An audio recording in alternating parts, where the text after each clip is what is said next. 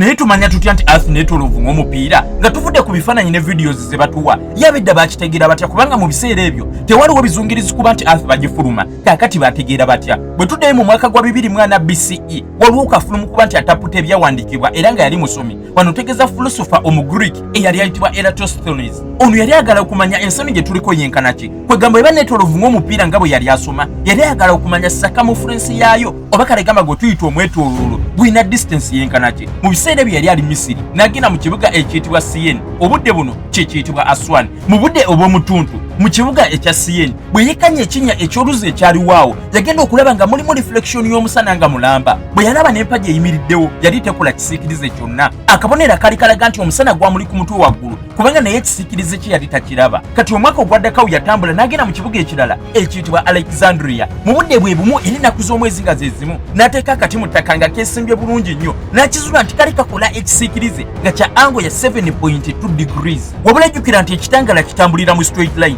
Kati kano akabonero kali kalaga nti level kwasinzira okuba nti apima ekaavingamu oba yeeweseemukko. Kati yali ayagala okumanya okukavinga okwo we kuddamu nekwesanga okula saako kulina distance yenkana ki. Kye yakola kwe kufuna abasaveya abakugu ne babeera nga bapima distance eriwo okuva mu Siyen paka mu Alexandria nga bali batambuza bigere ne bakizula nti waliwo kilometers nga 8. Kati bwe kiba nga bw'otambulira mu straight line kilometers 8 ofuna angle ya 7.2 degrees ate momalayo saako yonna jjukira nti saako ebeera ekoleddwa 360 degrees. Kati just yakozesa simple mathematics cross multiplication nabeera nga afuna distance eyenkanakana ne kilometers 4,000 okutwaliza ewamu. Wabulawo tekinologiya we yakulaakulanamu bannasayansi ne batandika okweyambisa ebyuma bikalimagezi wano otegeeza telescopes ng'ogassekwa mu ne satellites okuba nti bapima omwetooloolo gwa earth era nga bakizuula nti polar circumference wano otegeeza ng'ovudde ku north pole paka ku south pole nomala ne weetooloola n'okomawo ofuna circumference nga yenkanakana ne kilometers 4,800. Then ate opima equatorial circumference wano otegeeza omwetooloolo ng'osinziira mu mbiriizi ofuna circumference nga yenkanakana ne kilometers 4,775.